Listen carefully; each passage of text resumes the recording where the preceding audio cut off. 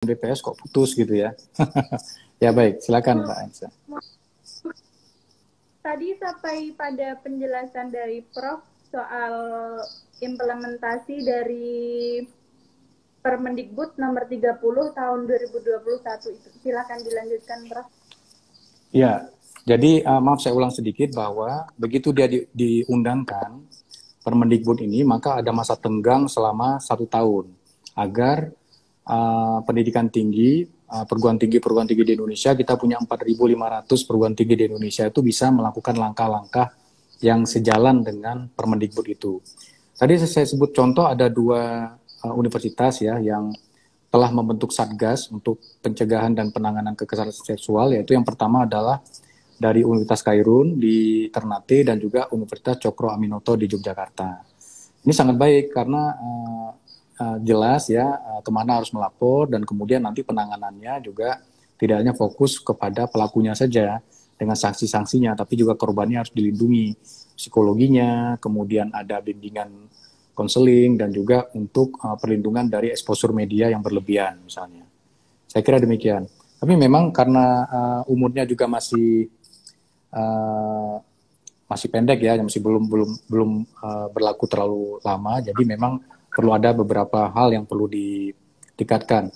Jadi kalau kita lihat realitasnya sekarang adalah belum semua perguruan tinggi memiliki kebijakan keadilan gender dan inklusi sosial, dan juga belum semua perguruan tinggi memiliki layanan integratif untuk melindungi korban yang tadi saya sebut ya, psikologinya, bantuan hukumnya, dan juga exposure dari media. Jadi harapannya nanti Permendikbud ini bisa menjadi solusi untuk dapat menjawab permasalahan tersebut. Oke, terima kasih Prof. Lalu kalau terkait masa tenggang tadi, itu waktunya 1 tahun ya Prof? Ya benar. Nah, kalau misal sudah 1 tahun, lalu misalnya kan ini sudah beberapa bulan sejak disahkannya, ini sudah mau November, mau Agustus lagi ya Prof. Dari 4.500 univ, baru 2 univ yang membuat satgas. Lalu bagaimana agar langkah-langkah tersebut bisa dipercepat dan misalnya sudah masuk pada masa tenggang, lalu apa langkah yang akan dilakukan Kemendikbud untuk memastikan bahwa semua perguruan tinggi membuat aturan turunan dari Permendikbud tersebut gitu. Ya, ini bagus sekali ya pertanyaannya. Ya, karena begini, sebenarnya beberapa perguruan tinggi itu telah merespon dengan baik ya, bahkan sebelum Permendikbud ini keluar.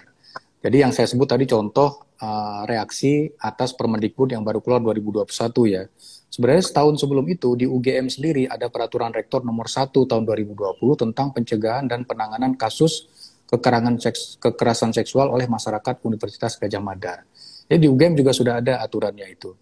Nah, kemudian apa yang kita lakukan? Ini pertanyaan yang menarik ya Mbak Anissa ya, bahwa dalam masa setahun ini kami memberikan riset pemandatan ya, apa kompetisi, kami menunjuk ada namanya Asosiasi Studi Wanita, Gender, dan Inklusi Sosial. Anggotanya lebih dari 100 universitas di seluruh Indonesia. Ketuanya adalah Profesor Emi Susanti. Sekarang sedang rapat di Jogja, harusnya saya segera ke sana, karena rapatnya sudah dimulai siang tadi, mengundang anggota-anggota dari seluruh Indonesia. Jadi Prof. Emi Susanti dari Universitas Airlangga ini mengkoordinir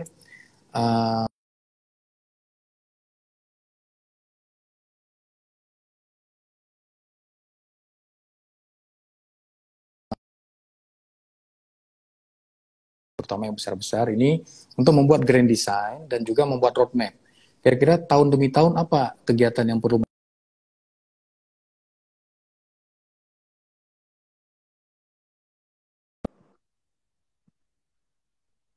kegiatan yang dilakukan oleh asosiasi ini, di mana kita mendanai kegiatan tersebut. Setiap satu kegiatan, dia ada 12 kegiatan ya. Satu judul kegiatan itu melibatkan 4-5 perguruan tinggi. Jadi bisa dibayangkan bahwa kementerian secara serius memberikan riset penugasan, pendanaan tanpa kompetisi kepada tim dari Asosiasi Studi Wanita, Gender, dan Inklusi Sosial. Lalu beberapa waktu yang lalu mungkin Mbak Anissa dan teman-teman juga melihat bahwa bulan lalu kalau tidak salah kita melakukan press release ya tentang dukungan terhadap Permendikbud Ristek nomor 30 tahun 2021. Jadi diadakan YouTube dan IG Live juga waktu itu, di mana Prof. Emi dan kawan-kawan berdiskusi tentang apa yang dihasilkan dari konsorsium perguruan tinggi ini. Nah, ini pendanaannya sudah berjalan. Jadi tidak mungkin sebuah aturan cuma ditegakkan di pusat, kemudian di daerah akan berjalan dengan sendirinya, tapi perlu ada intervensi juga agar kita mendanai proses kajian, evaluasi dari kebijakan itu agar dapat berjalan dengan baik di daerah. Satu lagi saya tambahkan bahwa ada di dalam Permendikbud ini juga diatur harus ada evaluasi ya. Harus ada monitoring dan evaluasi setiap semester. Jadi setiap semester perguruan tinggi itu harus melaporkan ke kementerian tentang apa progres yang dilakukan terkait dengan pencegahan dan penanganan kekerasan seksual. Jadi proses monefnya itu juga sudah berjalan selama ini.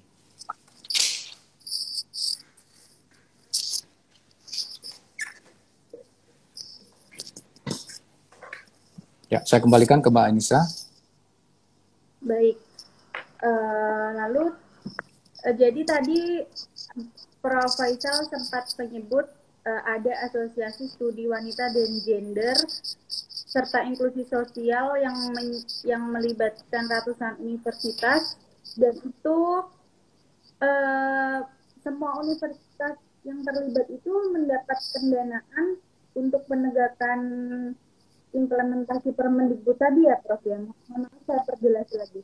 Ya, kalau saya jelaskan lebih detail sedikit ya, bahwa 100 lebih universitas itu melakukan diskusi untuk menyusun grand design.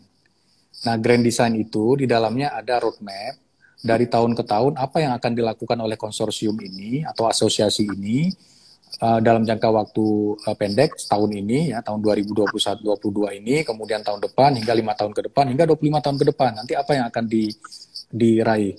Kemudian dalam sebuah grand design itu, dalam sebuah roadmap itu pasti ada riset-riset yang perlu mendukung. Tadi seperti saya sebut, perlu ada dari aspek hukumnya, dari aspek media sosialnya, dari aspek psikologinya, dari aspek tata kelola medianya, dan sebagainya. Nah, aspek-aspek yang banyak ini menjadi judul-judul penelitian. Nah, itulah yang kita danai. Ada 12 judul ini kebetulan, Mbak Anissa. Nah, di setiap judul itu ada 4-5 universitas yang terlibat. Jadi dikali saja 12 kali sekian. Ya, mungkin belum semua terlibat, tapi tahapan atau arah kita memang untuk melibatkan seluruh universitas untuk mulai mengkaji dengan evidence yang baik, dengan kaidah ilmiah yang baik, dan juga monitoring evaluasi tetap juga harus dilakukan. Jadi tidak hanya merilis aturan saja, tapi intervensi ke perguruan tinggi dengan mendanai kajian-kajian dari pusat-pusat studi yang ada. Jadi kenapa tidak 4.500 pendidikan tinggi, Pak? Ada yang pendidikan tinggi akademik, ada 2.200, selebihnya adalah pendidikan vokasi. Karena tidak semua pendidikan tinggi itu memiliki center atau pusat kajian terkait dengan wanita, gender, dan inklusi sosial. Kalau dia memiliki pusat kajian itu, maka dia akan bergabung dalam ASWGI tadi, Asosiasi Studi Wanita, Gender, dan Inklusi Sosial tadi. Saya kira demikian. Ya, silakan. Baik, Mbak Anissa. Iya. Lalu kembali lagi pada tadi, barusan kan Prof. Faisal menyebutkan soal Asosiasi Studi Wanita dan Gender yang didorong untuk melakukan berbagai penelitian. Nah, lalu bagaimana terkait dengan tadi pertanyaan saya mengenai bagaimana percepatan yang dilakukan untuk Kemendikbud agar seluruh perguruan tinggi ini segera membuat aturan rektor turunan dari Permendikbud Ristek ini, dan juga membuat satgas penanganan kekerasan seksual di kampus gitu, Prof. Apakah itu menjadi salah satu tugas dari Asosiasi Studi Wanita tadi? Ya, kalau asosiasi tidak punya kewenangan seluas itu ya untuk memaksa pimpinan untuk menyusun aturan turunan misalnya. Tapi paling tidak ini menjadi think tank ya, menjadi pendorong dari tiap-tiap perguruan tinggi, terutama yang memiliki pusat studi yang terkait dengan wanita, gender, dan inklusi sosial ini, agar dapat merumuskan aturan turunannya dalam bentuk peraturan rektor dan sebagainya. Jadi yang menarik bahwa kalau kita tidak merapatkan barisan dalam sebuah konsorsium atau asosiasi, maka seakan-akan universitas ini atau lingkungan perguruan tinggi, masing-masing perguruan tinggi akan bergerak sendiri-sendiri. Tapi kalau ada konsorsium, mereka bisa saling belajar apa yang sudah diraih di Universitas Airlangga, di mana Prof. Emi berasal, apa yang sudah dilakukan di Universitas Indonesia, apa didapat di Universitas Kairun, Universitas Cokro Aminoto, itu bisa saling belajar satu sama lain untuk kemudian dapat diterapkan di lingkungannya. Jadi yang dapat kita lakukan tentunya kita melibatkan lembaga layanan pendidikan tinggi di seluruh Indonesia ya agar perguruan tinggi swasta juga dapat didorong untuk dapat menindaklanjuti adanya Permendikbud ini dengan membentuk satgas misalnya.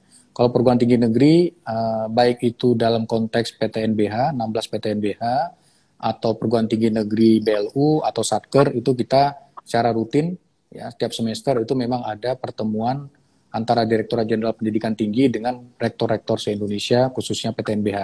Jadi bagi menjadi 3 klaster ya, PTNBH, kemudian PTN BLU, dan juga PTN Satker. Ya. Saya kira demikian, Mbak Anissa. Baik. Lalu kalau bagaimana jika sudah mendekati masa tenggang, tapi masih banyak universitas yang belum membuat aturan turunan atau mengimplementasikan aturan tersebut, tindakan dari Kemendikbud akan seperti apa? Ya, ya ini sebenarnya pertanyaannya lebih tepat dijawab oleh Biro Hukum ya atau Sekretaris Jenderal ya, bukan di Diktiristek, karena kebetulan di kami kebijakannya adalah untuk mendorong kegiatan tridharma perguruan tinggi, pendidikan, penelitian dan pengabdian pada masyarakat. Jadi kalau wewenang saya sendiri tidak sampai untuk merumuskan atau mengambil sanksi apabila ada yang belum membentuk satgas misalnya. Atau misalnya yang lebih kecil lagi ada kasus tapi tidak tertangani dengan baik.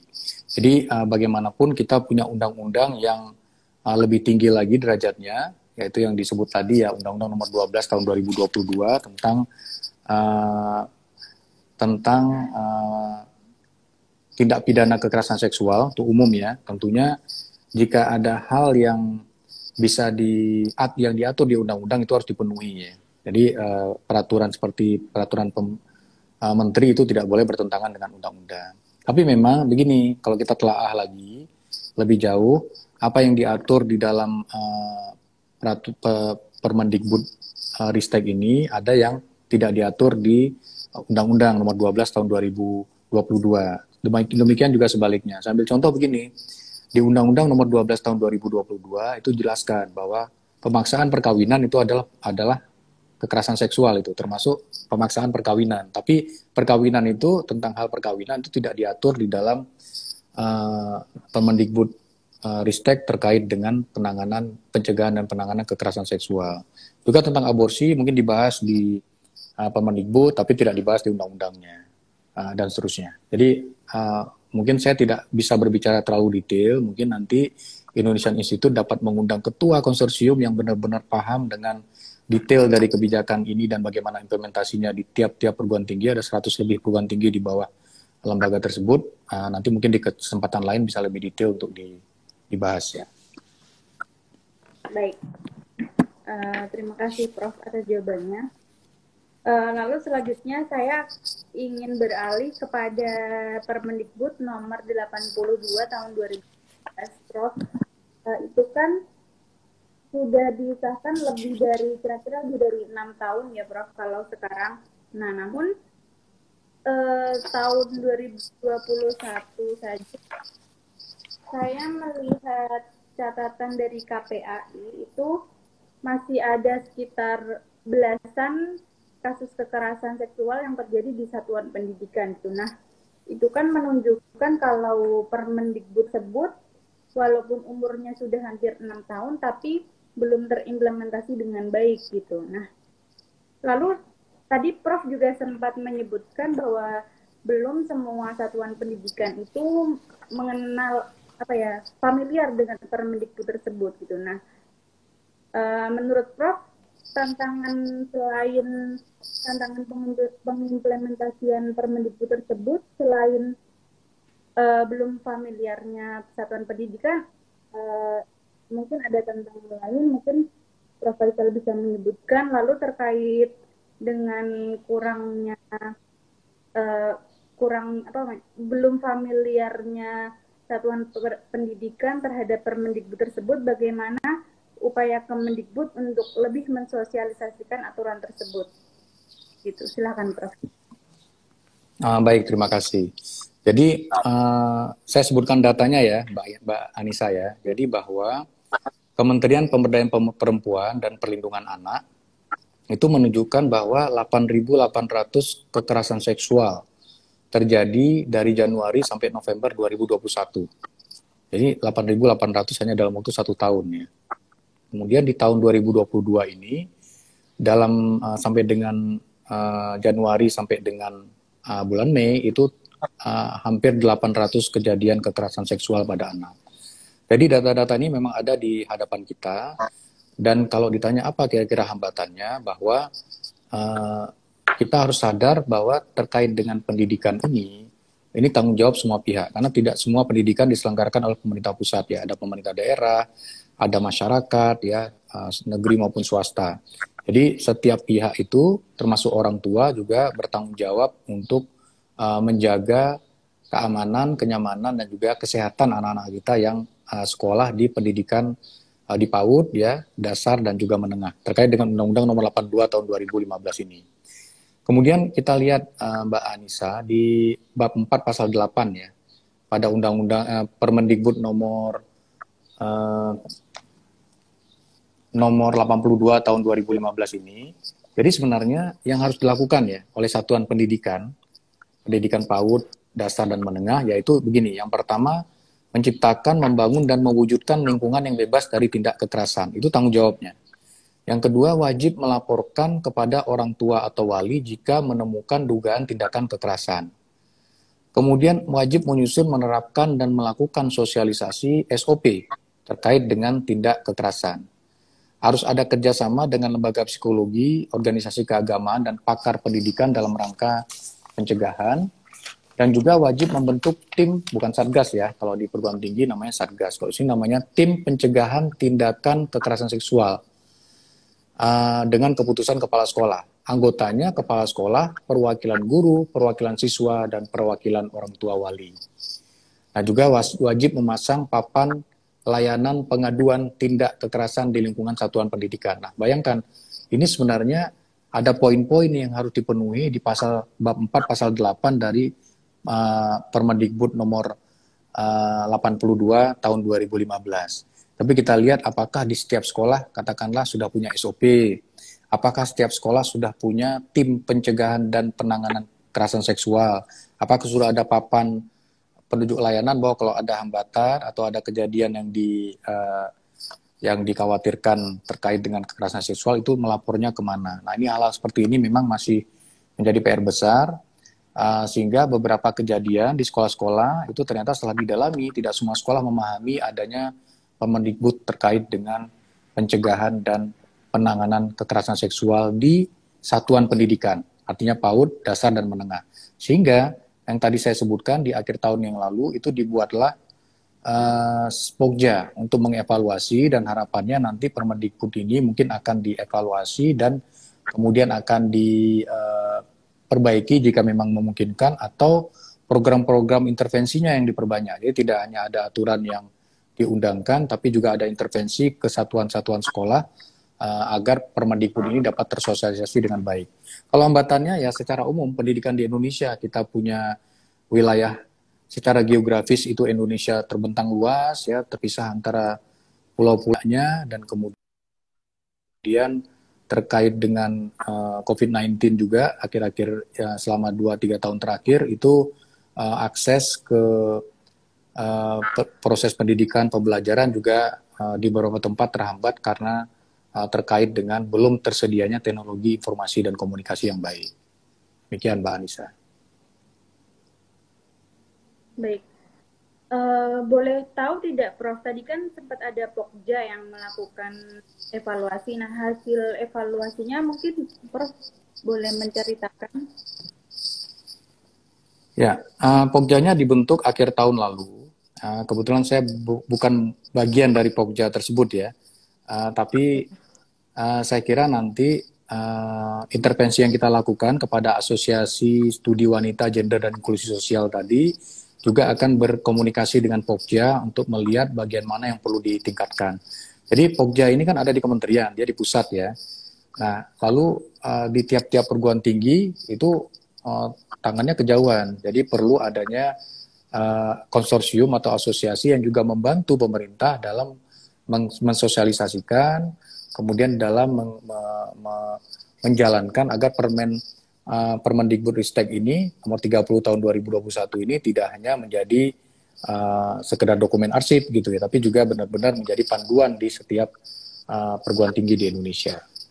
Dan kita, saya sebutkan ya bahwa data kita itu memang dibayangkan ya, kita punya mahasiswa se-Indonesia itu ada 9 juta orang. 9 juta mahasiswa. Kemudian perguruan tingginya ada 4.500, dosennya sekitar 312.000 orang dosen. Belum lagi tenaga kependidikan dan lain sebagainya. Jadi memang ini suatu resources yang sangat besar dan kementerian alone ya, sendirian itu tidak akan mungkin bisa menangani semua kasus dengan baik seperti yang kita harapkan, sehingga perlu ada dukungan. Kita punya lembaga layanan pendidikan tinggi di 16 lokasi, kemudian juga adanya konsorsium-konsorsium, paling tidak perguruan tinggi dapat membentuk pusat studi yang terkait itu tadi, wanita, gender, dan inklusi sosial itu akan lebih baik dalam penanganan dan memberikan juga masukan-masukan, arahan kebijakan bagi pimpinan di perguruan tinggi. Sekian. Oh ya, bagi teman-teman yang ada dalam live ini, jika ingin mengajukan pertanyaan bagi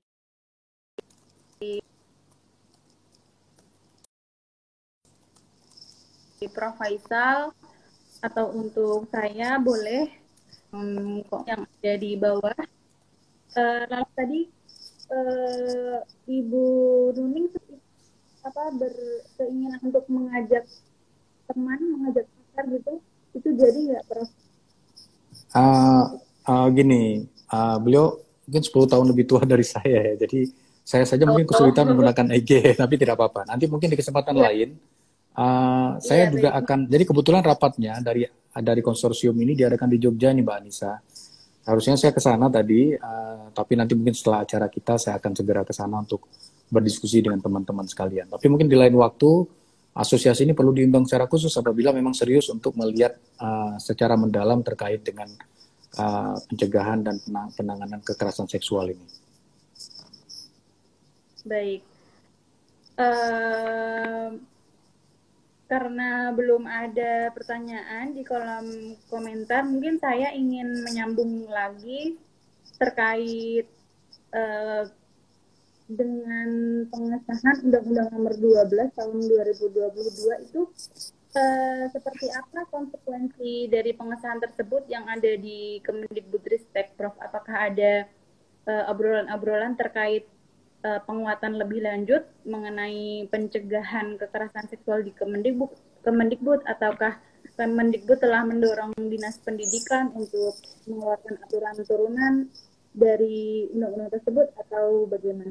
Mungkin bisa diceritakan. Ya, jadi begini, ketika kebetulan saya juga ketika masih di universitas ya, bekerja di universitas, belum ke pusat, ke kementerian, itu juga pernah harus menangani kasus ini ya, sehingga kita harus membentuk timnya nanti jumlahnya harus ganjil ya. Kemudian ada keseimbangan, ada antar gender ya, laki-laki maupun perempuan dari timnya ini, dan meliputi pimpinan, kemudian ada dosen, kemudian tenaga kependidikan atau karyawan, dan juga mahasiswa. Nah ini begitu kita menangani, itu memang tidak serta-merta begitu saja kegiatan ini bisa dilaporkan secara langsung ke tindak pidana ya, mungkin segera disidangkan, diputuskan dan sebagainya, karena ini menyangkut masa depan dari anak-anak muda yang saya sebut tadi 9 juta mahasiswa ya. Juga kita upayakan agar mungkin masalah ini bisa diselesaikan oleh Satgas ini, kira-kira nanti tentunya ada sanksi yang diambil ya. Setiap misalnya dosen melakukan tindakan kekerasan seksual misalnya, baik itu secara verbal atau secara fisik, itu pasti ada sanksinya. Nah, kalau tidak dapat diselesaikan oleh Satgas ini, memang tidak menutup kemungkinan untuk dibawa ke jalur hukum. Dan di sanalah nanti Undang-Undang Nomor 12 Tahun 2022 ini akan diterapkan, dan itu lebih tinggi dari Permendikbud ya. Jadi ada proses yang coba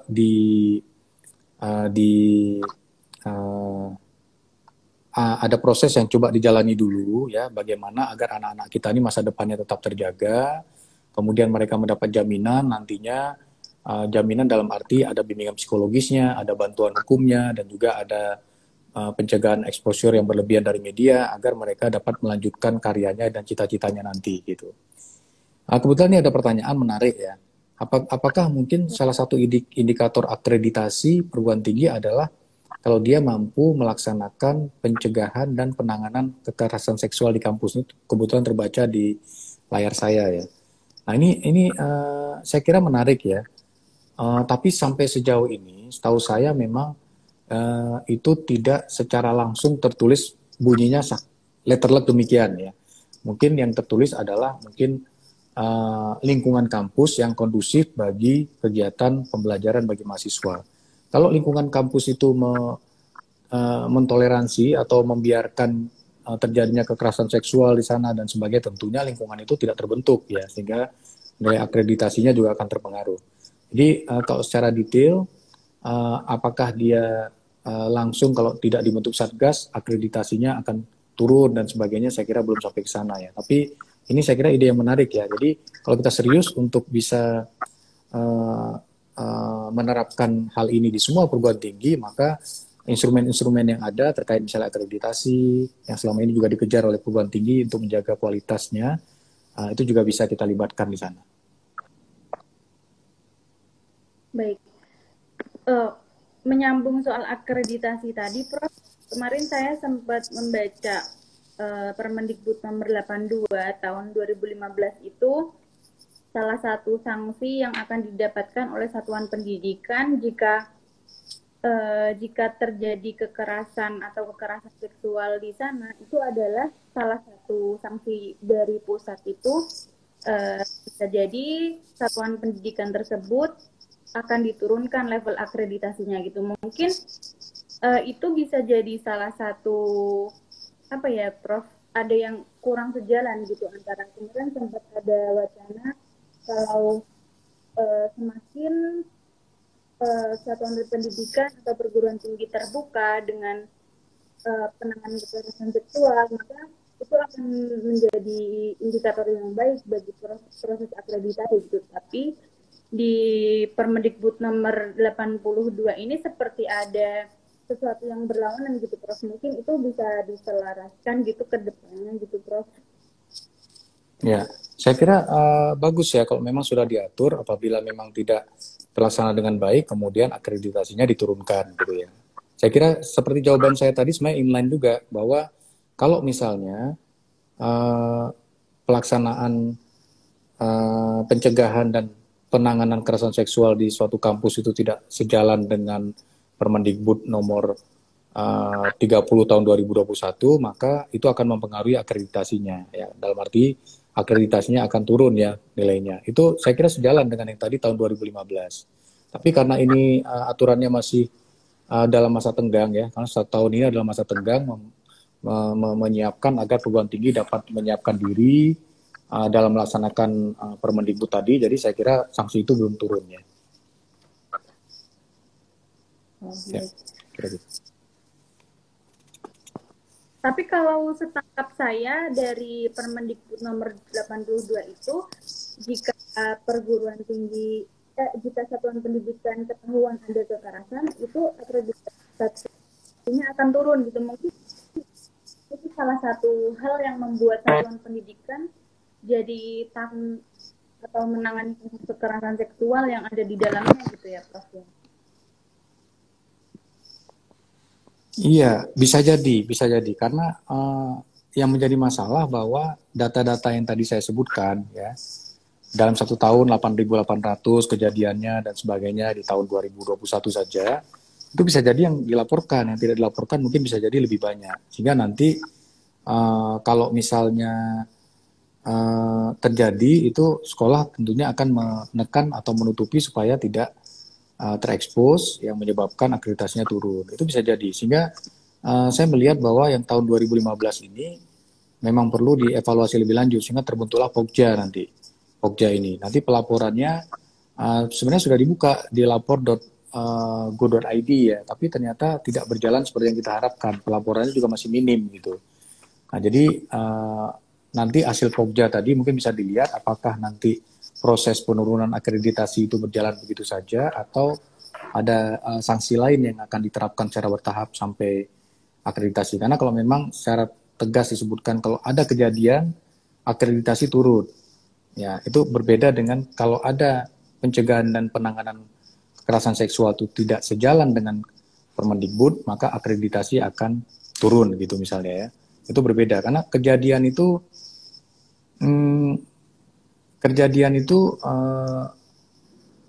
itu agak lebih hal yang lebih sulit untuk kita ukur ya. Jadi artinya begini, ada kejadian ya, tapi kadangkala di dalam satuan pendidikan itu sendiri sebenarnya sudah ada instrumen-instrumen, ada satgasnya, ada timnya, kemudian SOP sudah ada, sudah lengkap dan sebagainya. Tiba-tiba kekerasan seksual itu terjadi.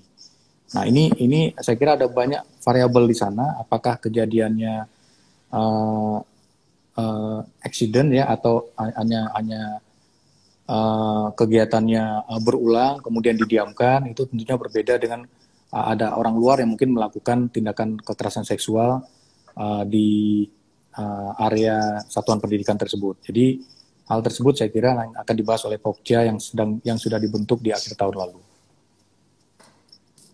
Baik.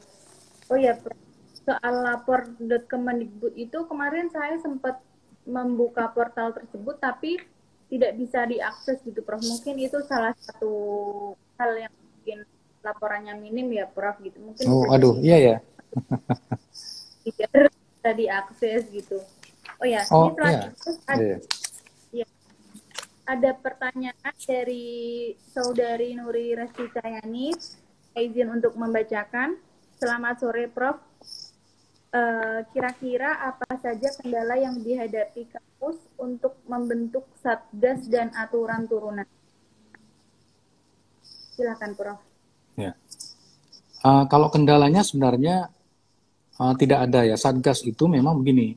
Jadi satgas itu, karena kebetulan saya dari UGM ya, ada peraturan rektor yang tadi saya sebut nomor 1 tahun 2020 ya, sudah keluar terkait dengan penanganan kekerasan seksual di lingkungan UGM. Itu diatur dengan jelas bahwa misalnya ada dekan atau ada ketua departemen, itu dia bertanggung jawab akan menjadi anggota satgas nih secara otomatis. Kalau ada kejadian di lingkungannya akan terbentuk anggotanya, misal 5 atau 7 orang untuk kemudian duduk, dan juga satgas ini harus memiliki integritas ya, karena tidak boleh sembarangan kejadian-kejadian itu ya, atau exposure di media sosial. Biasanya ada bukti-bukti yang diolah dan sebagainya, itu harus benar-benar dijaga kerahasiaannya. Itu sebenarnya sangat baik, tapi yang saya lakukan ketika saya menjadi misalnya ketua departemen di Teknik Sipil dan Lingkungan, itu adalah saya berusaha mencegah gitu ya. Kita menjaga misalnya mahasiswa boleh berkegiatan di kampus ya, tidak boleh lebih dari jam 10 malam. Karena begini, mahasiswa kan ikut PIMNAS ya, Pekan Ilmiah Mahasiswa Nasional. Mereka ada aktivitas untuk menyusun, apalagi di teknik sipil itu ada pengujian-pengujian yang waktunya, timingnya bisa beberapa jam gitu yang harus mereka kerjakan. Jadi kebijakan pimpinan adalah menugaskan staff ya, security, untuk menjaga mahasiswa itu ketika mereka beraktivitas di kampus sampai jam 10. Jam 10 stop, semua harus pulang, kampus dikunci. Nah ini pencegahan-pencegahan seperti itu. Kemudian memasang CCTV demikian banyak di tempat-tempat umum ya. Kemudian apabila ada tindakan yang terlihat, itu langsung kita proses, tidak ditunda-tunda ya. Langsung kita proses, ini. Misalnya ada kejadian tenaga ini ya kependidikan misalnya itu melakukan kekerasan verbal, itu kita langsung pisahkan gitu. Kita tempatkan di tempat lain itu diproses gitu ya. Itu tidak kita tidak kita tunda-tunda, dan itu membuat sebuah efek atau akan menimbulkan dampak yang lebih positif kepada siapapun, baik itu tenaga pengajarnya, tenaga kependidikannya, maupun para mahasiswa dan semua staf CS ya, cleaning service, security, siapapun di lingkungan kampus, bahwa kampus ini tegas dalam penanganan kekerasan seksual. Jadi memang menarik sekali bahwa tindakan itu memang harus ada. Aturan kita buat ditempel dimanapun, tapi kalau begitu ada aturan, dilihat dulu nih siapa, nanti kalau diekspos nanti bagaimana. Jadi ada banyak pertimbangan-pertimbangan yang mungkin kurang menunjukkan integritas dari pimpinan, itu akan menjadi permasalahan. Jadi tantangannya adalah aturan itu ada, kemudian diterapkan atau ditegakkan, dan pimpinannya bertanggung jawab untuk melaksanakan dengan cara yang berintegritas. Itu kira-kira. Baik. Ada pertanyaan satu lagi, Prof, dari Adonai. Izin membacakan. Apakah konsorsium juga melibatkan penegak hukum untuk memberikan perspektif hukum dan prosedur yang memudahkan dan peka gender saat menangani kasus kekerasan seksual di kampus? Terima kasih, Prof. Silakan, Prof. Ya, ini menarik sekali. Saya sebut tadi ada 12 judul ya, 12 topik yang digarap oleh konsorsium ini, dan itu komprehensif ya. Jadi ada yang dari aspek hukumnya, aspek tadi terkait sosial media, terkait psikologi, ada yang masuk ke kurikulumnya. Jadi bahkan kurikulum itu juga harus ada aspek yang harus diajarkan juga terkait dengan pencegahan dan penanganan kekerasan seksual tadi. Kemudian dari aspek lain terkait dengan kegiatan mahasiswa, kemudian terkait dengan perilaku dari para dosen dan tenaga kependidikan, itu semua ada topik-topik yang dibahas, salah satunya bagian hukum. Dan tentunya dari yang bergabung dalam sebuah pusat studi ini, supaya diketahui bahwa kalau saya sebut pusat studi, Asosiasi Wanita Gender dan Inklusi Sosial, itu ada banyak di situ. Ada juga dari kedokteran tentunya, karena ada inklusi sosial ya, dan mungkin ada disabilitas ya, dan sebagainya. Ada yang dari hukum, ada yang dari antropologi, ada yang dari psikologi, kemudian dari bidang geografi manusia dan sebagainya. Jadi itu sebenarnya mix dari berbagai macam bidang ilmu, tidak hanya bidang ilmu di ilmu budaya saja misalnya, tapi ada juga di bidang sosial, ilmu politik, kemudian juga hukum dan sebagainya. Baik. Lalu sebelum kita tutup, karena sudah mau jam 4, saya ingin bertanya satu lagi, Prof, terkait Satgas, karena tadi sempat menyinggung Satgas. Dalam Permendikbud itu dijelaskan kalau anggota dari Satgas itu ada dosen dan mahasiswa ya, Prof, kalau saya tidak salah. Yeah. Nah, bagaimana cara memastikan bahwa Satgas itu independen gitu, mengingat pelaku kegiatan akademik di kampus itu kan juga bukan juga mahasiswa dan dosen gitu. Lalu bagaimana agar tidak ada konflik kepentingan di sana gitu? Ya, ketika Satgas dibentuk itu rapatnya itu bisa maraton ya, bisa beberapa kali. Ada misalnya saya ikuti ya rapat sudah 2 kali di siap-siap gitu ya, tapi korbannya belum siap gitu ya, ditunda tidak apa-apa gitu ya. Jadi semua dimintai keterangan, termasuk orang tua dari kedua belah pihak gitu ya. Kalau ini mahasiswa, tapi kalau misalnya tenaga kependidikan atau dosen ya tentunya prosesnya lain lagi. Jadi saya kira selama pelaksanaan sejauh ini itu ada fakta integritas juga yang harus kita tandatangani, kan? Kita tandatangan dulu ya bahwa semua tindakan, semua hal yang dibahas dalam ruangan ini ya sudah tidak boleh keluar kemana-mana, karena itu menjaga ada masa depan para peserta didik kita di sana gitu ya. Jadi dan satu lagi ini yang juga perlu kita pahami bersama, tentunya ada yang merasa kalau misalnya maaf ya saya sebut misalnya netizen nih, ada satu pelanggaran maka dihukum seberat-beratnya. Ini sebenarnya saya bertanya, hukum seberat-beratnya itu malah tidak adil gitu. Yang adil adalah dihukum sesuai dengan porsi kesalahannya gitu ya. Jadi jangan sampai mahasiswa sudah semester akhir, dia mau kurang misalnya ujian sidang saja, kemudian terjadi uh, apa namanya kekerasan seksual, tergantung dari tingkatan mungkin secara verbal gitu ya. Kemudian mungkin mahasiswa ini harus dikeluarkan gitu. Terus anak ini terus jadi apa gitu? Keluar begitu saja, tentunya bisa disanksi misalnya selama 2 semester tidak bisa menjalani wisuda, mungkin harus membantu kegiatan sosial dan pengabdian masyarakat di kampus. Ada banyak misalnya hal yang disepakati kedua belah pihak. Nah, kadang-kadang juga kedua belah pihak ada salah, ada porsi kesalahan masing-masing gitu ya. Satu mungkin kecil, satunya besar gitu. Itu hal yang paling sulit ketika saya duduk harus memutuskan. Bisa jadi rapat untuk memutuskan bisa 3-4 kali gitu, karena sulit sekali memutuskan gitu ya.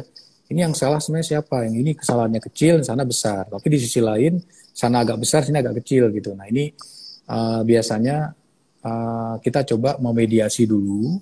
Memediasi kalau kedua belah pihak bisa menerima dan bisa melanjutkan belajarnya, bisa melanjutkan berkarya, bekerja, itu akan kita utamakan.